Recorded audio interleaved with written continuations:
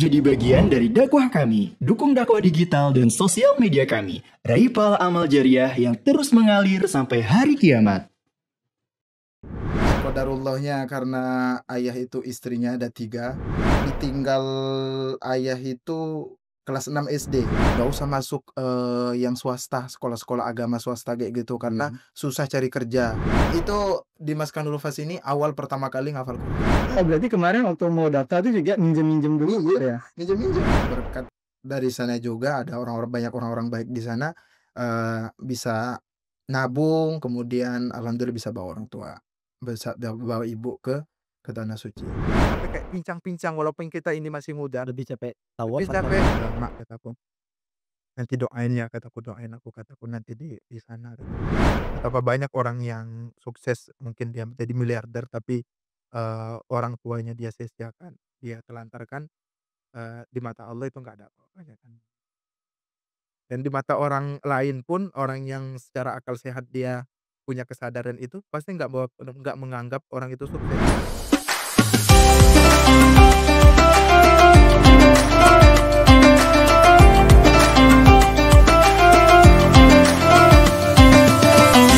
Bincang bareng Mafas.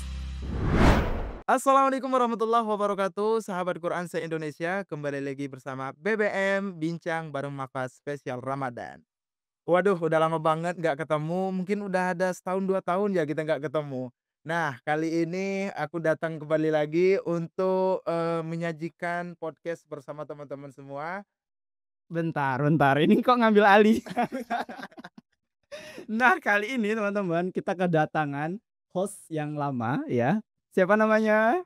Bang Ardoni. Atau teman-teman tuh udah sering banget kan. Nah, kalau sebelum-sebelumnya kita udah ngundang beberapa influencer. Kali ini kita ngundang influencer juga. Pasti teman-teman ingat kalau lihat lagi scroll lagi ke bawah konten-konten podcast BBM sebelum-sebelumnya, kita ngedatangin host BBM pendahulu ya. Perintis gitu. Ini udah setahun 2 tahun, ini ada perubahan nggak sih? Sama aja sih ya. Cuma beda belakangnya. Aduh. Oke Bang Dun, gimana nih Ramadannya nih? Udah berjalan berapa hari ini? Gimana Ramadannya? Alhamdulillah berjalan dengan lancar. Alhamdulillah ya. Nah, tapi saya perlu klarifikasi ya teman-teman. Yang jadi host saya ya, tetap saya, bukan Bang Don ya. Oke, siap. Beliau akan menjadi narasumber. Kita akan sedikit mengulik kisah beliau dari lahir sampai sekarang. Waduh, panjang banget sudah. Karena kan mungkin dulu jadi host orang bertanya-tanya nih kan, ini siapa nih Bang Don? Kalau saya kan mungkin pernah dulu podcast kan, kita berdua juga. Nah, sekarang kita ganti posisi tempat duduk. Sekarang host yang di podcastin. Sekarang yang di podcastin. Oke, kita sedikit mengulik kisah hidup Bang Don dari kecil hingga nanti beliau bisa umroh bersama orang tuanya. Masya Allah ya. Baru berapa hari ini umroh ya Bang Don? Udah jalan 2 minggu sih. Udah jalan 2 minggu ya, Masya Allah. Nah, kita sedikit nyari tahu dulu nih, kira-kira masa kecilnya Bang Don ini gimana? Saya manggilnya Bang Don aja ya, nggak apa-apa ya? Iya, siap.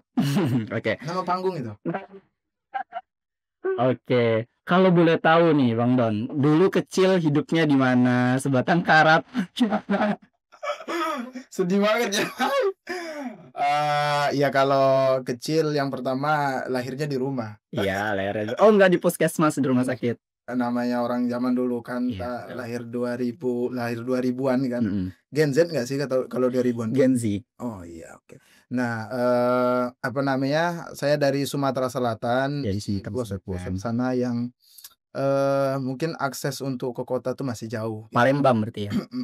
Jauh-jauh lagi, sekitar 3 jam lagi ke kota Palembang. Oh, 3 jam lagi ke kota Palembang. Jadi kabupaten di Muara Enim gitu. Nah, waktu itu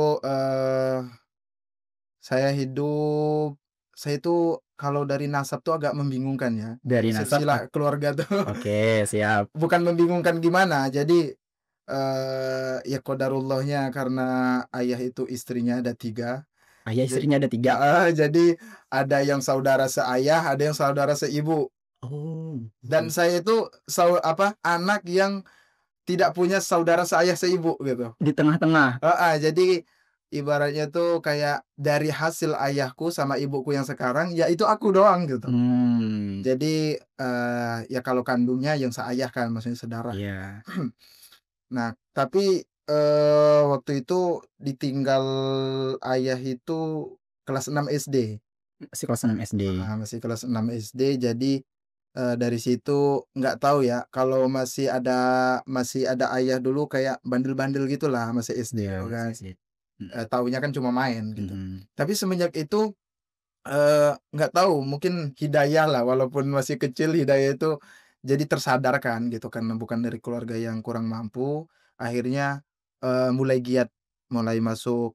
Saya dulu nggak SMP, dari MTS namanya kan, MTS. Madrasah Tsanawiyah. Karena, eee, menarik nih, di sini dulu saya pernah dibilang gini sama orang-orang kampung, "Nggak usah masuk, yang swasta, sekolah-sekolah agama swasta kayak gitu, karena susah cari kerja, susah, mau ke mana-mana itu Iya. susah, karena swasta kan, Iya. kalau negeri dia cepet diterima segala macam gitu." Mhm. Tapi waktu itu ngotot aku, karena, kalau MTS itu kan dia pelajaran agamanya mendominasi kan. Jadi tetap masuk di sana, dan kata orang, yang orang-orang bilang itu ternyata sama sekali, tidak menjamin masa depan. Betul. Kemudian, nah setelah ditinggal itu mulai kerja, kerja sampingan walaupun sambil sekolah. Itu waktu MTS? Iya, udah masuk MTS. Berarti udah mandiri setelah Ditawarin MTS? jadi, marbot. Oh. Jadi pulang kalau misalnya lagi nggak sekolah tuh bersihin masjid, Mhm. azan gitu. Itu berjalan sampai lulus SMP.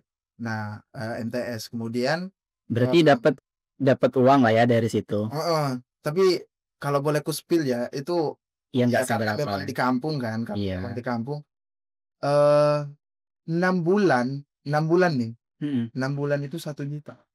6 bulan 1 juta. Heeh, Mungkin berarti karena orang ngelihatnya juga antum masih kecil gitu kan, untuk apa juga uang banyak gitu kali ya? Bukan ya? faktornya itu yang pertama dari masjid itu dia nggak minjem ya. Jadi yang diambil itu yang dari bantuan pemerintah gimana ya, diambil 6 bulan sekali. Tapi lumayan lah untuk penunjang gitu. Dan itu juga masjid di kampung kan? Jadi ekonomi kan masih, stabil, masih aman kalau di kampung. Habis itu saya milih mondok. Di situ pilihan terberat sebenarnya, ibuku juga berat buat ini, karena kan Mondok. tinggal berdua kan, Heeh. tinggal berdua di rumah, berat dia buat ninggalin gitu. Tinggal berdua di rumah? Mhm. Anak-anak sebelumnya? Udah pada nikah, ada yang udah nikah, ada yang merantau. Jadi tinggal bertiga, berdua aja. Mhm. Mondok, nah akhirnya masjid itu diambil alih sama ibu. Mmm. Tapi ya nggak bisa azan. Iya, cuman gue bersihin doang. Bersihin doang setiap Jumat biasanya gitu. Mhm. Nah berjalanlah, jadi waktu di pondok itu memang, eee, di situ, perannya ibuku Masya Allah gitu. Bagaimana dia yang waktu itu dengan kondisi udah tua ibaratnya tuh, dan pencarian pun serabutan, kayak kalau dulu tuh, nganyam nganyam, nganyam Mhm. tikar, terus kayak bikin kerupuk gitu dari Mhm. ubi-ubian gitu aja, serabutan gitu. Tapi ada aja rezekinya untuk aku yang di pondok. Pondoknya itu berarti nggak beasiswa ya? Berbayar? Beasiswa, Beasiswa, tapi kan tapi tetap iya untuk ibaratnya itu sehari-hari. sehari-hari gitu. Dan itu berjalan alhamdulillah sampai, eee, 3 tahun, selesai di pondok gitu. Iya. Dan ya alhamdulillah nggak mengecewakan, eee, pernah jadi santri teladan gitu kan. Pernah jadi santri teladan dan santri terbaik juga Mas Kanul Hufaz ya. Itu udah berapa Tahun yang lalu, 2 angkatan? itu dari pondok kan, Oh iya eee, sih. baru jadi santri terbaik lagi gitu setelah berapa tahun silam. Iya, tapi santri terbaik terus kan, santri teladan di pondok sebelumnya, santri terbaik di Mas Kanul Hufaz angkatan 3 angkatan 3 Ikhwan ya, Iya, 2022. 2022. Nggak tahu itu kayaknya salah tulis deh. Itu viral tahu di TikTok kan, banyak yang nge-share. Masya Allah. Iya, nggak sengaja itu, Memakai mahkota kayak ibu ya. Masya Allah. Oke, kita ini Balik flashback lagi. lagi ya, balik lagi. Nah, kemudian, singkat cerita ya selesailah mondok dan, 3 tahun tuh. 3 tahun, kemudian nggak tahu dalam benakku itu, seperti ada yang pernah dikatakan sama Imam Syafi'i kan, kalau, eee, air itu jernih ketika dia mengalir, kalau dia tergenang maka ya airnya banyak jentik-jentik gitu kan, kotor dan lain sebagainya. Nah, maka, kita tuh nggak boleh berdiam diri. Nah, dalam ketika waktu mau lulus itu, udah tertanam kayak pengen merantau pokoknya, nggak tahu karena memang jiwa Sumatera pengen merantau. Bener kan? Iya betul sih. Orang Sumatera kalau nggak merantau, pokoknya Iya kayak ngapain aja di kampung lama-lama gitu ya. iya, karena udah kerasa gitu, ini kalau aku di sini, ini nggak bakal ada perubahan nih, Iya nggak gitu, berkembang. nggak berkembang. Akhirnya bilang ke ibuku, waktu itu sempat daftar ke Mesir. Setelah lulus pondok. Jadi, karena memang rekomendasi dari mudirnya gitu, nyoba gitu, tapi qadarullah belum. Keterima. Baru Ah, sekali tapi baru sekali baru nyoba. sekali. Nah, akhirnya ibuku juga udah ditinggal di pondok 3 tahun gitu kan, kemudian mau merantau lagi, tinggal sendiri lagi gitu, Pak. Pastinya kan berat sebagai, orang tua gitu. Tapi, ya akhirnya ibuku bilang, "Ya udahlah nggak apa-apa karena tujuanmu untuk menuntut ilmu, ibaratnya ibu ikhlas lah," gitu. Tapi ibu sendirian di rumah tuh kondisi masih sehat nggak Mas? Masih ya sehat lah, maksudnya tuh belum sampai sekarang tuh, kayak nggak bisa jalan tuh enggak, masih sehat gitu. Akhirnya merantau dan itu pun kondisinya merantau itu dipaksa-paksa lah, karena nggak ada uang sama sekali. Ya dari mondok kan nggak kerja. Iya, mondok yang awalnya di Palembang kan ya. Terus ngerantau ke Ngerantau ke Jakarta. Jakarta. Itu pun mau ongkos ke Jakarta itu minjem uang kakakku, itu minjem uang bosnya. Gitu, bukan gaji gitu kan. Bukan gaji. Minjem dulu buat, ongkos aku merantau, minjem 1 juta dan waktu itu nggak punya HP, ya rusak kalau nggak salah HP waktu itu. Jadi pakai HP ibu, kakakku kalau nggak kakak itu abang kalau di ini, kalau di kita kan Sumatera. Yang Nokia ini tuh loh, pokoknya yang Nokia segini tuh loh. Iya, yang cuman bisa telepon sama Yang bisa SMS. telepon, heeh. Iya tahu I see. Bisa kalau nggak salah Facebook, tapi ya gitulah kecil lah kan. Bisa ya. Heeh. Nah, waktu itu dan itu pun udah diikat karet, tau nggak? Ya tahu. Kasih dong ya. Baterainya udah kembui baterainya. Insyaallah. Itu perjuangan gitu. Merantau akhirnya ke Jakarta dan belum ada kerjaan. Nah, waktu itu ada temen yang udah, merantau duluan ke Jakarta. Teman dari kampung. Dari pondok. Oh, dari pondok. Tujuannya ikut kuliah di tempat dia, ada di Cipayung waktu itu, apa namanya itu, dan dia tinggal di masjid waktu itu. Jadi udah ada di marbot dan kita numpang di sana. Antum numpang di situ. Itu 2 minggu nggak dapat kerjaan. Nah, karena ya apa ya, kita di masjid, saya sadar diri dan memang karena basic pondok, saya manfaatkan, saya ngaji, saya azan di sana. 2 minggu di sana, akhirnya ada ibu RT di sana yang, ibaratnya itu tertarik gitu, dengar suaraku ngaji, dengar suaraku azan gitu. Akhirnya ngobrol, ditanya-tanya dari mana, terus ke sini ngapain, mau apa gitu. Ditawarinlah akhirnya untuk, jadi marbot di musola dekat sana. Akhirnya ya udah, tapi lumayan maksudnya tuh mereka memang, nanyain gitu kebutuhannya berapa, akhirnya bisa sesuai dengan, kehidupan untuk kebutuhan gitu kan. Akhirnya di sana kalau nggak salah sekitar 6 bulan sih, nggak lama. Sambil kuliah, ngambil jurusan bahasa Arab, tapi karena Covid. Oh. Nah, dan disitulah mulai merintis YouTube. Sebenarnya sih udah dari pas mondok, cuma kayak ngupload nggak jelas gitu, taunya upload aja gitu. Nah, cuma pas merantau di Jakarta tuh mulai kayak mendalami lagi, belajar lagi, gitu. Nah, di situ, singkat cerita Covid, akhirnya saya berhenti dari kuliah dan saya nggak kerja lagi di musola itu. Berapa semester? Sempat berapa semester? 2. 2 semester. Biaya kuliah itu dari jadi marbot di musola itu juga. Wow. Dan waktu itu nge-YouTube itu ngerintis YouTube ngabisin uang aja karena penghasilan belum dapat, belum monetisasi kan. Oke, ini teman-teman kayaknya belum tahu. Jadi sebelumnya Ustadz Ardoni ini, Bang Don ini sebelumnya tuh udah jadi konten kreator YouTube ya Bang Don ya, dan sudah menghasilkan uang lah ya, bisa beli device sendiri, bisa akhirnya ya cukup besar ya, kira-kira berapa nih? Iya sekitar kadang nggak bisa dipastikan sih 5 juta, kadang Yang paling gede itu pernah kayak 14 juta sebulannya. Wow. Di tahun itu ya. Heeh. Konten-kontennya? Kontennya waktu itu pindah-pindah sih, kayak dulu reaction gitu, konten-konten, kemudian pindah ke Ome TV. Kalau lagi gabut-gabut sholawatan-sholawatan itu pokoknya random. Ya random lah ya, ngupload aja intinya gitu. Dan akhirnya bisa ngasilin sebulan pernah paling tinggi 14 juta gitu ya. Iya. Wow. Selanjutnya kembali lagi setelah COVID kembali lagi ke Jakarta. Nah, waktu itu akhirnya apa namanya itu, masjid yang tempat aku numpang pertama itu jadiin aku jadi imam di sana. Nah, temen antum?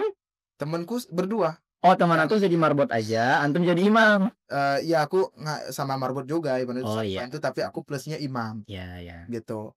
Akhirnya ya di sana lumayan sekitar 1 tahun adalah. Di sana apa namanya itu, ibaratnya itu YouTube semakin ditekuni karena kan marbot ya kerjanya cuma kayak bersih-bersih, kemudian pas waktu sholat aja kan. Dan banyak waktu longgar dari situ Banyak akhirnya waktu kan. longgar, akhirnya itu ku manfaatin buat bikin konten. Singkat cerita ya di sanalah aku banyak kayak anak kampung kemudian merantau ke Jakarta dan nggak bawa apa-apa, bisa ngasilin pernah kayak nggak apa ya, nggak pernah terpikirkan itu bangun-bangun tidur sehari itu 1 juta gitu. Nggak expect ya awal yang nggak Sehari 1 juta gitu kan. kayak wow fantastis ini. Aduh itu apa ibaratnya itu sangat luar biasa karena kita nggak pernah megang duit sebanyak itu kan. Iya betul. Walaupun mungkin menurut orang itu ya relatif gitu kan, uang gede itu. Ya bagi anak kampung yang ngerantau tiba-tiba bangun-bangun 1 juta 14 juta ya. Gaji dari masjid itu pun 1 juta sebulanan. 1 juta sebulan. Tapi gaji dari YouTube sehari 1 juta gitu kan, bisa sampai segitu. Nah, disitulah banyak bisa beli motor, akhirnya beli laptop, kemudian beli kamera, dan bisa alhamdulillah kemarin tuh ibu pengen renovasi rumah yang di kampung, bisa direnov gitu kan. Nah, tapi ya dari ibaratnya itu ada hasilnya tapi nggak bisa nabung. Nah, ketika kan kita kan kalau kayak YouTube sosial media itu kan kita nggak bisa jadikan tempat bergantung. Iya betul. Nah, jadi dia turun naikkan dia. Akhirnya berada di posisi YouTube down, kemudian waktu itu pengen kuliah lagi, nyambung, tapi kondisi rekening krisis. Nah, mencoba untuk daftar, akhirnya daftar aja dulu kuliah. Daftar ke UIN nggak lolos. Nggak tahulah kenapa. Kayak emang bukan takdirnya ya. Iya betul. Kemudian daftar di PT IKI. Daftar di PT IKI akhirnya lolos waktu itu, dan ternyata ada pendaftaran uang muka kan. Uang mukanya itu sekitar 6 jutaan. Pas ngelihat ke ATM sedih itu. Aku bingung, bener-bener bingung saat itu, nggak tahu mau ibarat itu mau minjem ke orang tua pun nggak ada. Iya betul. Ke keluarga pun nggak ada juga ibaratnya, Iya. dan di Jakarta nggak ada siapa-siapa. Emang merantau diri sendiri itu, bawa badan doang gitu. Jadi ini nggak ada pilihan lain kataku. Aku belum bisa, ibaratnya itu nggak bisa dipaksakan gitu, nggak ada tempat lagi. Akhirnya disitulah aku kepikiran, apa aku mondok aja. Aku mondok karena mikirnya gini, ketika aku nungguin setahun lagi buat daftar kuliah, nah sayang ibaratnya itu, sayang waktunya itu. Gimana kalau aku manfaatin aja buat mondok, dan aku pikir aku kan ibaratnya itu lulus dari pondok ya ilmu seadanya. Kenapa aku nggak ibaratnya itu dalamin lagi gitu kan untuk ilmu Al-Qur'an, ilmu agama itu. Akhirnya memutuskan buat mondok, dan kebetulan yang duluan di Maskanul Hufaz itu ada Ustadz Juan. Oh, dari situlah akhirnya bisa masuk Maskanul Iya. Hufaz. Beliau kan angkatan pertama tuh. Iya, angkatan pertama. Sempat main ke sini juga dulu di Permata. Tapi antum itu Ustadz Juan tuh udah kenal berarti dalam Udah kenal, sepondok di Sumatera dulu, di Palembang itu satu pondok kita, kakak kelas. Nah, akhirnya ngontak beliau dan main dulu ke sini dulu kan. Kemudian akhirnya daftar dan lolos di 2021. 2021. 2021. Akhirnya mondok dan Di sini kemarin tuh pilihan terberat aku bilang ke ibuku kan, karena kan waktu itu aku yang biayain ibu kan. Ah, kalau mondok kan kita nggak Enggak. sambil kerja Iya, kan, fokus mondok fokus. jadi nggak ada penghasilan. Akhirnya keputusannya, aku bilang ke ibuku, "Mak," kataku, "aku pengen mondok," kataku, "karena aku kuliah, belum ada biaya. Jadi, aku belum bisa ngasih nafkah ibaratnya itu, ngasih uang. Jadi motor yang aku beli dari hasil nge-YouTube itu kujual buat biaya ibuku, di kampung. Kalau aku ibaratnya kan karena di Maskanul Fas beasiswa, oke lah nggak apa-apa aku bisa berjuang sendiri gitu kan kalau buat biaya sehari-hari gitu. Jadi hasil motor itu dijual semuanya dikasih ke ibu. Dikasih ke ibu, kasih ke abang, kataku, "Ini duit, ini buat biaya, ibu selama aku mondok." Nggak gede sih, cuma berapa, 6 juta kalau nggak salah waktu itu, aku jual. Dan akhirnya ya udah berjalanlah mondok, ngafal Quran. Kalau perjalanan menghafal Qurannya ya udahlah, intinya Panjang nanti ya. perjuangan teman-teman ya. Iya, perjuangan ngafal Quran tuh Dan pasti itu di Maskanul Fas ini awal pertama kali ngafal Quran. di pondok sebelumnya Mhm. Enggak, ibaratnya itu cuma kayak, ngafalin juz 30 gitu kan. Dan bener-bener ngafal Quran itu baru di sini. Dan teman-teman kan kita seangkatan kadang ada orang yang udah duluan Iya, ngafal kan, hafalnya. Jadi udah pernah iya, hatam gitu kan. jadi di sini tinggal Heeh. makinin ngulang lagi lah gitu ya. Tapi kita yang pertama-tama, aku dulu kalau berbicara tentang perjuangan sedikit sepil, sempet nangis-nangis ini. Iya. Apa namanya itu, karena nggak hafal-hafal. Ah. 1 halaman itu kan seharian. Ingat nggak halaman berapa surah apa itu? Itu di ini, apa namanya itu, sekitaran juz 4 yang tentang waris. Tapi plot twist-nya akhirnya bisa tercepat. Di antara yang lain. Wow. 6 bulan selesai. Yang awalnya itu karena terus berusaha, Ustaz. Iya. Minta doa orang tua, minta doa ustadz, dan terus berusaha nyoba berbagai metode kan. Akhirnya, selesai, 1 tahun di sana. Dan sedikit ku spill perjuangannya itu ketika aku nggak punya apa-apa karena fokus mondok, kayak dulu pernah sakit juga kan, sakit gigi itu ujian-ujian mondok itu.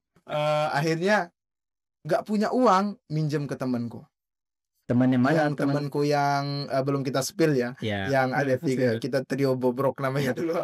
Ada namanya Fadil, ada yang namanya Alif. Situ Masya Allah mereka itu akhirnya aku minjem ke mereka, perjuangan gitu kan. Buat mudik pun itu aku minjem ke mereka. Saking nggak ada apa-apanya gitu, nggak, karena memang, fokus menuntut ilmu gitu. Akhirnya pokoknya ya begitulah perjalanan di pondok di Maskanul Hufaz. Mungkin kalau mau cerita mending 4 mata aja lah. Tapi endingnya ternyata Masya Allah ya, ternyata endingnya pada saat itu kan setiap tahunnya tuh Maskanul Fas pasti menunjuk 1, 2 atau ya minimal 1 lah ya, 1 santri terbaik Dari gitu ya, 1 angkatan. dari 1 angkatan. Biasanya ikhwan dan akhwat. Nah, di ikhwannya kebetulan Bang Don ini santri terbaik angkatannya di tahun 2022 ya. Di 2022, dan itu viral kan ya. Teman-teman pasti pernah lihat ya di TikTok ataupun di Instagram, itu viral banget. Jutaan lah yang nonton gitu ya. Iya, itu karena memang ada sosmed kan dulu kan, Iya, terus betul. ada TikTok. Iseng aja ngupload gitu kan. Dan dengan sound yang viral kan di TikTok tuh. Dan nggak disangka kalau di TikTok itu, berapa kemarin, 14 jutaan Pak Wow. nonton. Iya. Kemudian di Instagram 1,9 juta. Ya itulah sekilas, ketika perjuangan di Mapas dan perjuangan pengabdian sebenarnya ada. Kayaknya itu 4 mata aja ya. Aduh. Nah, jadi kalau di Maskanul Fas itu kan setelah kita jadi santri, kalau kita penerima kita beasiswa, jalur beasiswa, kita pengabdian ya, Bang Don. Dan Bang Don ini ngabdinya di media gitu kebetulan. Kemarin jadi host juga di sini gitu. Karena 1 tahun. Dilirik, pernah nge-YouTube. Ya pernah nge-YouTube buat konten juga. Akhirnya ya udah gabung aja ke media gitu. Dan ya di sini emang ini jadi admin YouTube. Iya, YouTube. Dan kayaknya di tahun Bang Don ya yang kita dapat silver play button. Itu di tahunnya Bang Kalau Don. nggak salah pokoknya aku pegangnya itu sekitar 20 ribuan lah subscribernya. Ya awalnya 26.000, aku juga ingat.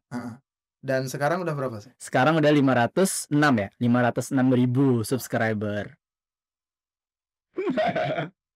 Nah, aku ingat banget tuh story-nya. Jadi bulan Maret gitu ya, bulan Maret tuh 100.000 kan, terus ngurusin play button akhirnya dapat, terus kita buat video unboxing Iya. gitu lah. Sekilas perjuangan juga beliau ngabdi di sini, udah ngasilin apa ya, udah bantu untuk nge-up konten-konten di YouTube Mas Kan gitu. Mana servernya? Oh, di luar.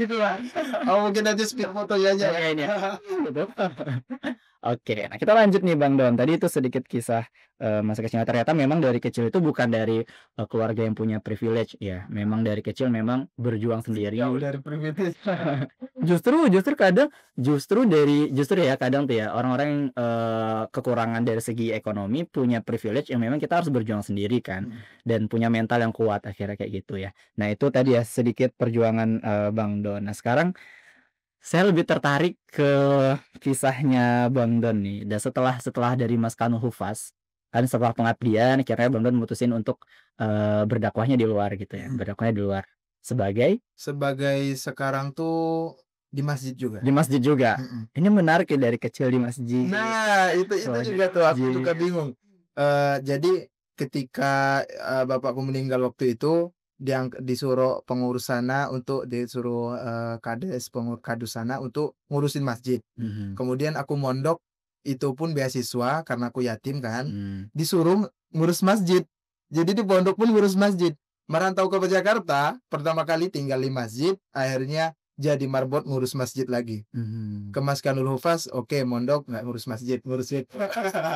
Ya, Dan keluar dari Mas Kan, dapat lowongan di masjid di lagi. masjid lagi. Ya mungkin karena ada hadis yang bilang ada 7 golongan yang mendapat naungan di yaumil kiamah kan, adalah salah satunya pemuda. Ya mungkin Yang semoga cinta aja dengan salah masjid. satunya ya. Amin. Hidupku dari masjid ke masjid, Masya Allah, penuh berkah insya Allah. Nah justru dari itu tadi kan sekarang berarti ngurus masjid lagi ya Bang Don ya, dan dari sana ternyata bisa umroh ya Iya. bersama orang tua sama ibu. Ibaratnya tuh yang dimana ketika pengabdian teman-teman kan kita kan fokus untuk mengabdi ya. Jadi kita nggak bekerja nggak bisa bekerja sampingan gitu. Jadi kita memang pure untuk mengabdikan diri sebagai bentuk balas jasa kita terhadap guru-guru pondok yang sudah mengajarkan kita.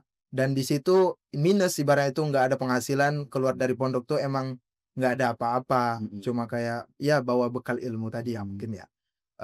Jadi waktu itu mau daftar kuliah, selesai dari sini. Mau daftar kuliah lagi yang awalnya tadi krisis Udah 3 kali mau daftar kuliah. Pertama sudah semester 2 berhenti, terus mau daftar lagi kekurangan uang, karena kurang uang nggak jadi, nggak diambil. dan akhirnya daftar lagi di tempat yang sama di PT IK juga.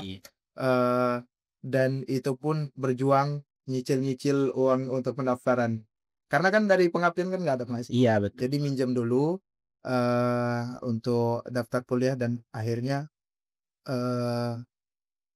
alhamdulillah udah selesai cicilannya. Oh berarti kemarin waktu mau daftar tuh juga minjem dulu gitu ya? minjem ke kakak gitu kan, karena apa namanya itu akhirnya bisa, kalau di masjid di sana kan lumayan lah ya, bisa menghidupi, dan aku yakin karena kataku bisa aku untuk bayar utang gitu kan. Jadi akhirnya sekarang bisa sambil kegiatan, bisa sambil menjalani sosmed gitu kan. Jadi buat pengembangan diri itu lebih luasa, kita lebih bisa buat ngembangin diri. Oke bentar, tadi kan sebelumnya udah sempet YouTube sebelum ke Mas Kanul Hufaz juga, ketika jadi marbot di Jakarta di masjid itu kan sambil nge-YouTube tuh udah ngasilin 14 juta. Nah YouTube yang sebelumnya itu dikemanain? Jadi setelah mengabdi itu kan masih lanjut tuh. Jadi sambil di masjid yang sekarang itu di kontrakan itu aku bikin lagi studio sambil menjalani YouTube. Ala-ala lah ya. Berjalan mungkin sekitar 3 bulan. 3 bulan. 3 bulan dan lebih kayaknya. Pokoknya aku jalani itu di YouTube, dan alhamdulillah dari hasil tabungan gaji sama dari YouTube itu juga akhirnya beli motor lagi yang kemarin dijual tuh. Sekarang motornya dari jalan. Beli motor lagi gitu kan, buat karena kan mau kuliah kan. Jadi aku mikir ini yang utama prioritas gitu kan, beli motor. Alhamdulillah bisa beli motor second gitu kan, buat kuliah gitu dan buat kerja.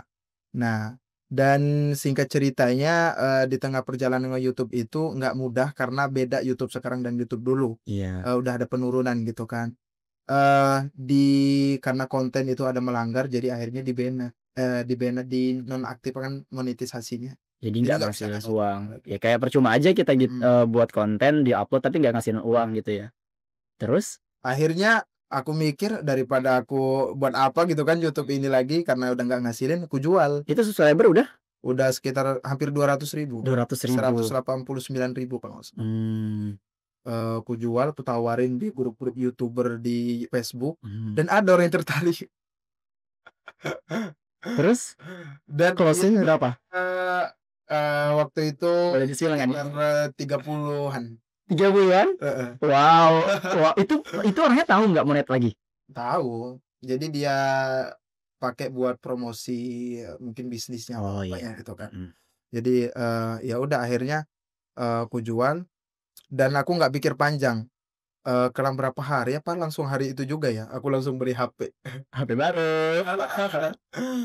Karena menurutku aku beli HP bagus itu bukan buat gaya. Karena kebutuhan. Tuhan. Karena memang pengen merintis jadi content creator lagi. Iya, jadi kalau kita beli yang lain misalnya itu kan belum tentu bisa ngasilin lagi. Tapi dengan kita beli investasi kayak gini kita bisa ngasilin lagi. Iya betul. Dan akhirnya ya alhamdulillah bisa lebih baik dari sebelumnya gitu. Nah sekarang yang setelah YouTube itu dijual 30 juta, sekarang ngerintis di YouTube baru atau? Enggak, sekarang fokus di TikTok. Di TikTok. Jadi sambil apa namanya itu sambil di masjid, kemudian jadi gini ya aku tuh saat kalau kesehariannya tuh aku kan di masjid itu kerjanya dari jam 11 sampai jam 8. Jadi zuhur sampai isya aja. Subuh aku di mandiri gitu di kontrakan di masjid sana. Jadi paginya aku di TikTok sampai jam 11 aku ke masjid. Nah, sampai isya aku pulang lanjut lagi di TikTok gitu kan. Itu aja kegiatanku. Kalau misalnya kemudian kalau selingannya itu kan karena kuliah jadi Sabtu itu aku kuliah ke kampus. Iya. Sabtu berarti nggak ke masjid. Enggak. Libur jadi Sabtu Minggu tuh libur. Wow. Karena perusahaan kan. Iya. Jadi Sabtu itu juga libur. Oh, berarti di masjid perusahaan. Masjid perusahaan. Makanya lumayan lah. Banyak bonus-bonusnya. Oh, gitu. THR dapat gitu ya. THR terus ada bonus tahunan. Wah, dari Terus situlah Masya Allah ya, maksudnya tuh jadi di sana tuh memang ya masjidnya tuh bukan dia tuh ada yayasan. Ada yayasan, nah yayasan perusahaan namanya. Nah, yayasannya itu nggak nyari uang, tapi ngambil duit perusahaan. Jadi kayak kemarin ada acara nih dapat jam. Itu dari masjid. Wah. Terus ada sepatu gitu kan. Jadi ada souvenir namanya untuk panitia. Ya, Masya Allah. Lumayan harga-harga yang kita nggak bisa sih. Ya, dimakmuri apa ya? Karyawannya tuh makmur di situ, difasilitasi gitu ya.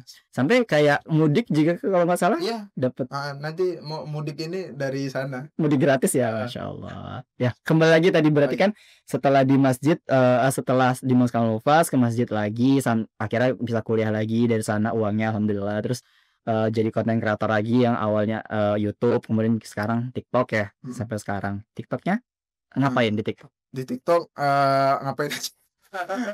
Nah di TikTok itu BTW dulu aku punya TikTok followersnya itu udah 400 ribuan, tapi di banner gara-gara kontennya sama dengan YouTube.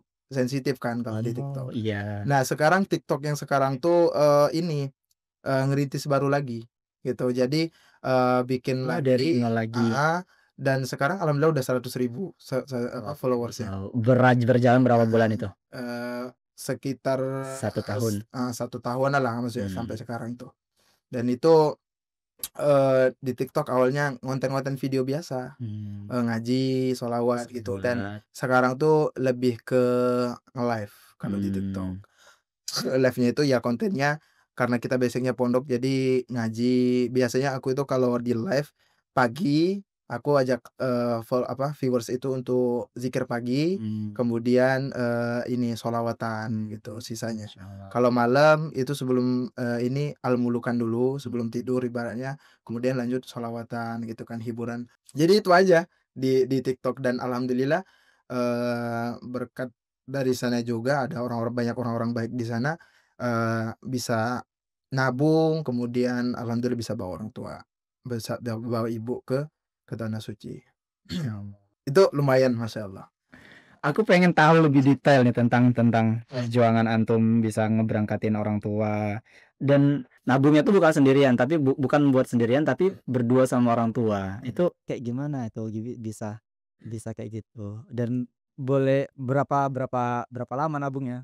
Iya, perjuangannya itu intinya, kalau tentang umroh itu udah lama sebenarnya ibuku kayak pengen, eee, pengen ke tanah suci gitu kan, pengen umroh gitu. Aku coba oke oke gitu kan. Jadi, kita sebagai anak nggak banyak, angan-angan ibaratnya itu ngasih harapan atau apa, cuma ya kita usahakan. Akhirnya, aku tahu karena cita-cita ibuku mungkin, yang mungkin terakhir lah bagi orang tua yang udah nggak banyak inian lagi, pengen ke sana, akhirnya berusaha.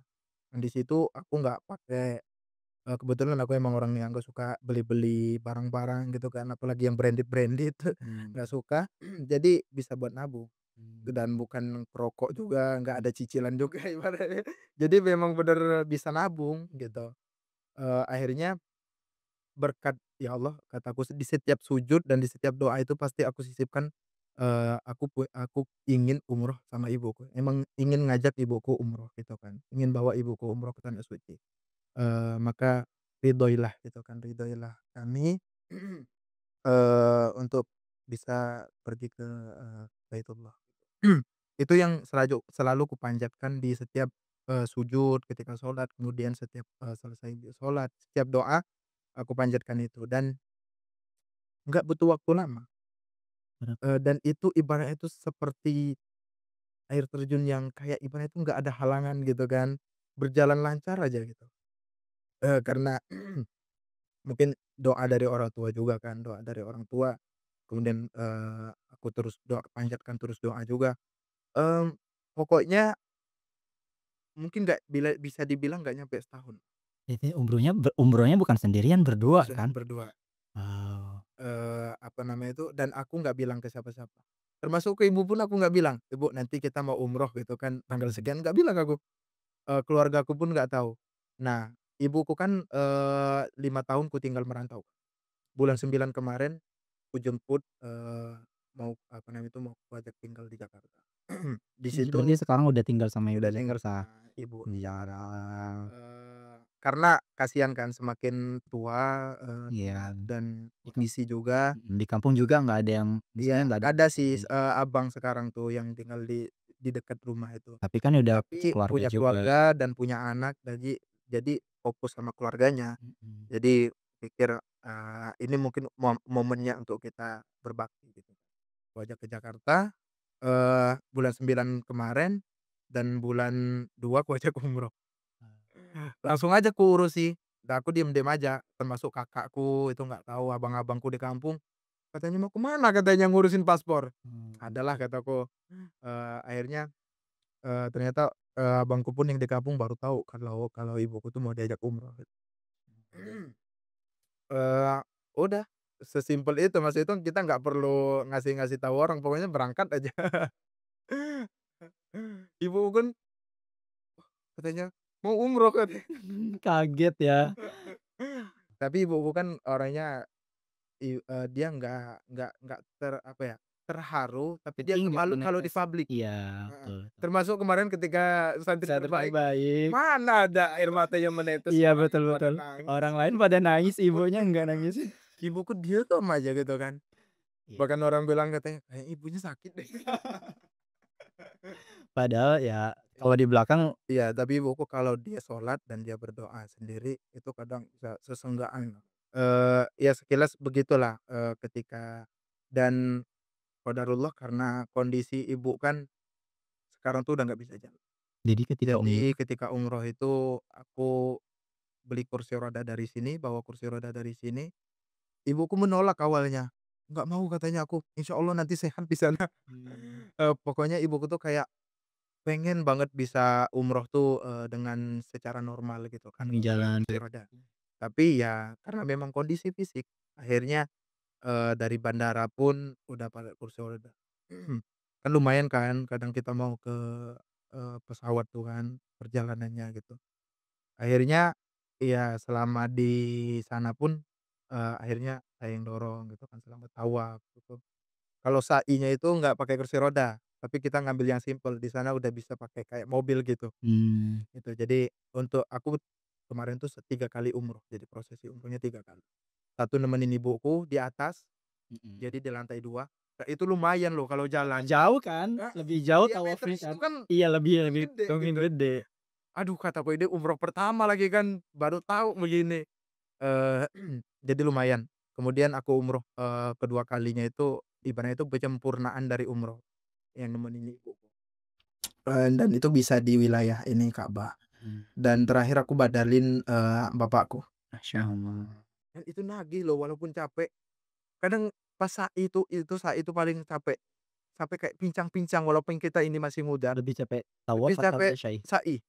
Karena mungkin ya, karena memang ketika sa'i itu, apa namanya itu, Itu kan perjuangan Siti Hajar, yang ketika itu berusaha untuk cari air dan di Baik. situ kan sa'i itu artinya kan, ibaratnya itu perjuangan, Mhm. usaha di situ Betul. kan di sana. itu kan kalau kita, akumulasikan sekitar hampir 4.000 kilometer. 4.000 kilometer? Iya, karena kan 400 dari Safa Marwah itu, 400 lebih, bolak-balik sampai 7. 7 kali 4, 28. Ya sekitar 3 hampir 4. Capek banget ya. Iya. Ya alhamdulillah berjalan lancarlah, apa namanya itu, eee, itu juga yang aku ibaratnya itu nggak ada, ibuku pun nggak ada sakit. Mmm. Walaupun kondisinya dengan kursi roda gitu kan, eee, perjalanan yang lumayan dan nggak mudah, aku aja capek gitu kan kalau kita masih muda, tapi alhamdulillah berjalannya lancar, ibuku nggak ada sakit ataupun apa. Bahkan aku, pilek pas datang ke sana karena mungkin adaptasi sama, cuaca di sana kan. Waktu itu musim dingin gitu. Tapi alhamdulillah nggak ada sakit. Sampai ke tanah suci pun, eee, sehat walafiat. Ada nggak kata-kata, yang menyentuh hati Bang Don dari orang tua gitu? Ketika ya nggak ketika umroh aja, tapi apa gitu yang membuat, Bang Don itu pengen pengen bersamanya orang tua, terus, sampai ngeberangkatin umroh juga gitu? Yang pertama motivasi terbesarnya itu karena, orang tua tinggal satu. Aku nggak sempat lagi untuk membahagiakan ayah gitu atau bapakku udah nggak sempat lagi, dan sisa ibu. Nah mungkin, aku kalau nggak manfaatkan momen ini, aku nggak tahu kapan gitu kan. Waktu itu, mungkin kita yang udah lumayan dewasa ini mungkin ada kepikiran buat nikah kan. Tapi aku pikir, eee, apa namanya itu, kalau nikah kan ibaratnya itu bisa nantilah, tapi kalau umroh kita nggak tahu umur.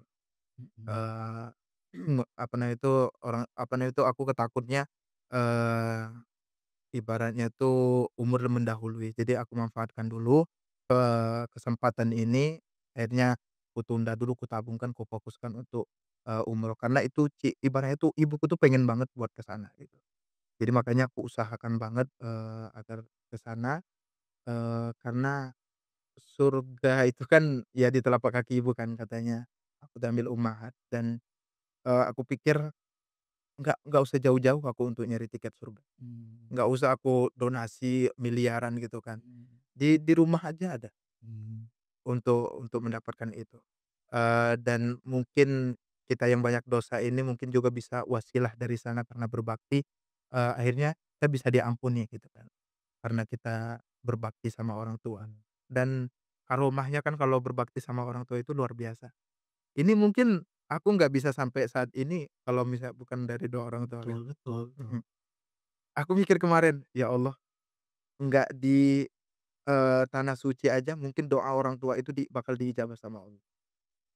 Kepada anaknya kan, apalagi nanti di tanah suci. Makanya kemarin aku bilang sama ibu, "Mak," kataku, "nanti doain ya," kataku, "doain aku," kataku, "nanti di sana," kataku.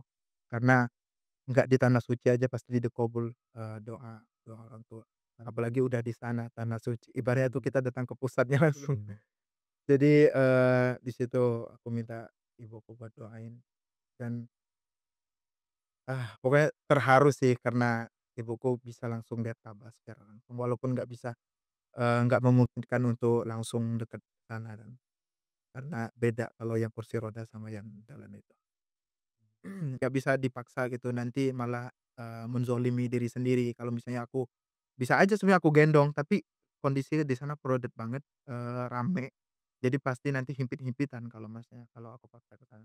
Mungkin mau niru kayak Uwais Al-Qarni kan mau gendong ibu, aduh mungkin Iya. bukan masanya gitu kan, Bukan takutnya tempatnya malah ya. takutnya malah, menzalimi diri Iya, sendiri kan. dan nanti juga takutnya ibunya juga cedera atau gimana. Itu, kita di lantai 2 aja ya begitu ketika itu ditanya aku ada mutawif kan, aku nyewa mutawif, bayar mutawif untuk nemenin kita karena umroh pertama kan, aku pun belum tahu gimana kan, medan di sana.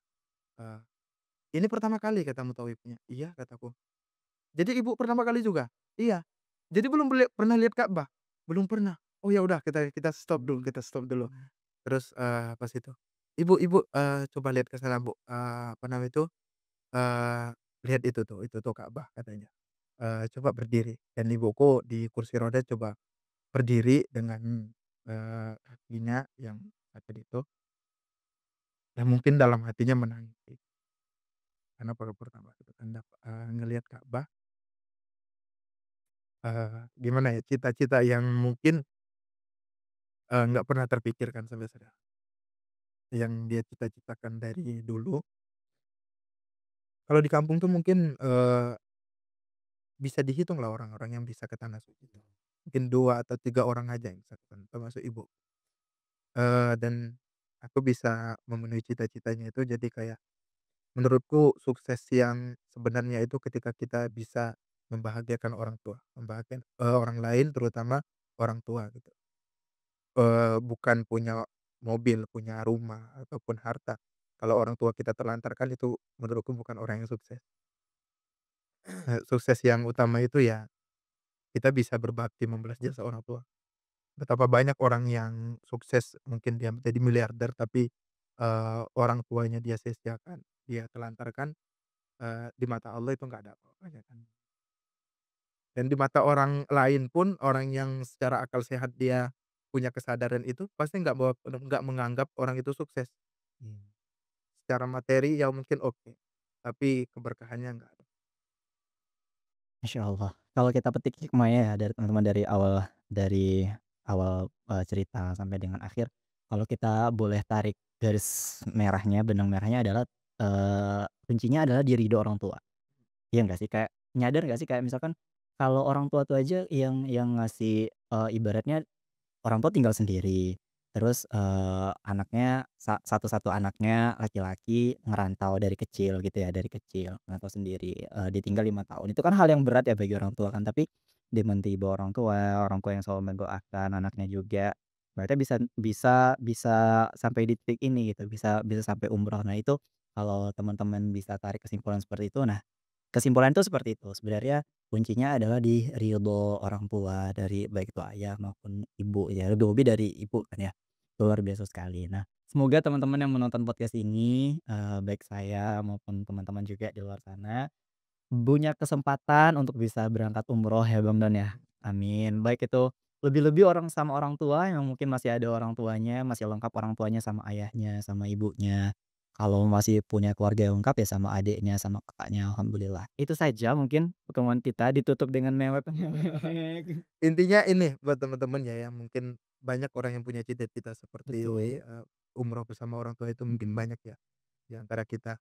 Eee, aku cuma yang pertama itu aku niatkan aja tuh, Niat penting, niat itu niatkan kemudian, bener kata orang, doa. Jadi setiap waktu, setiap apapun itu momennya kita selalu berdoa dan dibarengi dengan usaha tadi. Dan entah keajaiban apa ya, mungkin dari berkat doa itu, berkat niat kita, niat baik kita itu, akhirnya, yang seperti yang kurasakan bisa berjalan semudah itu. dan nggak ada hambatan Nggak ada ya. hambatan. Sep Aku nyangka ibuku bakal gimana gitu kan nanti di mhm, sana, apalagi cuaca di sana gitu kan. mhm. Ternyata se se semulus itu Allah, buat. September ibu mau dibawa ke sini, Februari berangkat umroh. Kan waktu singkat ya, Allah kan udah semuanya. Dan itu juga salah satunya teman-teman, ketika teman-teman pengen berangkat umroh, baik itu umroh maupun haji, usaha aja dulu, ikhtiar aja dulu gitu. Kalau teman-teman punya punya, uang bisa nabung 100.000 sebulan, ya usaha dulu gitu, nanti selebihnya tuh Allah yang lengkapin, ya enggak sih, Ramadan? Kayak di teman-teman di Maskal Hufaz, setiap tahun kan kita setiap setiap tahun tuh ada 10 pemirus yang ditempatin umroh, itu kadang cerita dari beberapa pengurus ya nggak kepikiran gitu bisa umrah dan Allah yang ganti itu, Allah yang akan mewujudkan cita-cita teman-teman, selagi dia niat dulu gitu. Dan satu lagi, jangan takut rugi. Karena kan mungkin orang berhitungan karena biayanya gede, aku nanti buat bayar apa, ngajak orang tua gitu. Jangan takut rugi kenapa? Karena di sana kita bisa ibaratnya itu investasi yang sangat luar biasa. Kita biaya mungkin umroh itu sekitar kalau dana kita, sekitar 20 juta bisa sampai 30 jutaan kan. Tapi pahala di sana itu kan 100.000. Bayangkan udah berapa M mungkin kita dapat pahalanya kalau kita mau hitung-hitungan kan. Jadi makanya jangan hitung-hitungan kalau sama Allah. Malu kita, nggak seberapa apa yang kita korbankan itu. Ya betul, itu juga salah satunya sih. Kadang kita mau berangkat umroh tapi perhitungan maksudnya kayak gini, ketika kita udah punya tabungan, memang udah dikhususin nih untuk umroh, udah nyampe nih misalkan anggaplah 30 juta, terus kita hitung-hitung kira-kira nanti kalau saya berangkat umroh, hidup saya selanjutnya gimana gitu ya, ini uang 30 juta kayak rugi gitu kan, apalagi sama orang tua gitu.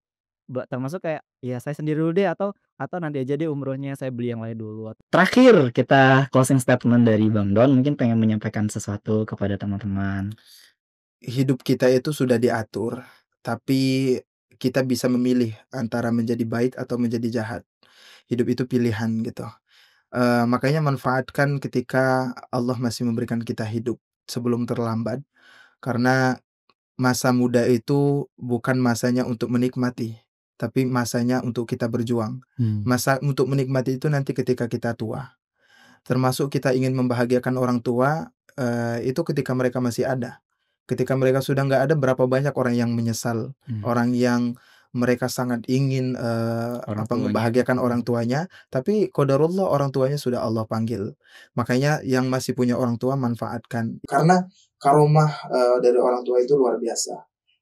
Teman-teman bisa mendapatkan sesuatu yang menurut teman-teman mustahil melalui doa orang tua, melalui bakti teman-teman kepada orang tua. Jadi jangan pernah perhitungan sama orang tua. Orang tua kita pun nggak pernah perhitungan berapa sering orang tua menahan laparnya demi mendahulukan anaknya. Berapa sering orang tua nggak beli baju baru buat lebaran, tapi untuk anaknya didahulukan gitu. Nah kemudian ketika kita dewasa, ketika kita sudah merasa mampu, kita mau berhitungan sama orang tua, itu kurang ajar namanya, keterlaluan. Jadi manfaatkan untuk berbakti kepada orang tua, insya Allah Allah akan mudahkan semuanya. Dan untuk menggapai sesuatu itu kuncinya tadi adalah niat, kemudian doa orang tua, kemudian usaha kan, dan doa teman-teman jangan lupa. Mungkin itu saja buat teman-teman yang masih muda, manfaatkan masa mudanya untuk hal-hal yang bermanfaat. Dan kita nggak tahu umur juga kan, walaupun masih muda kita nggak tahu, makanya jangan sia-siakan kesempatan yang Allah berikan kepada kita. Masya Allah, terima kasih banyak Om Don sudah menemani ngabuburit kita. Biasanya kalau teman-teman nontonnya, kita kan tayangnya sebelum berbuka puasa, menemani teman-teman untuk mendapat ilmu lah gitu ya dari podcast ini. Ada sedikit ilmu, ada sedikit hikmah, ada sedikit petikan hikmah dari setiap cerita yang orang narasumber yang kita datangkan. Semoga teman-teman bisa mendapatkan hikmah dari kisah hidup Bang Don, dan teman-teman juga bisa ikut umroh baik itu bersama orang tua, sendirian, nanti lebih besarnya bahkan punya travel sendiri, walau alam. Punya cita-cita itu nggak Bang Don? Kalau sekarang belum. Belum, tapi pengen ya pasti kan? Tapi sekarang udah mulai jalani bisnis di sana. Oh Masya Allah tuh kan. Kayak kalau kita ngebahas itu lagi, panjang lagi, bisnis travel lagi. Masya Allah, kita doakan Bang Don sehat selalu, dan orang tuanya juga sehat selalu. Insya Allah nanti juga akan haji bersama teman-teman juga insya Allah ya. Itu saja mungkin dari kita. Selamat berbuka puasa teman-teman semuanya, sahabat Quran di seluruh Indonesia. Kita akhiri, wassalamualaikum warahmatullahi wabarakatuh. Waalaikumsalam.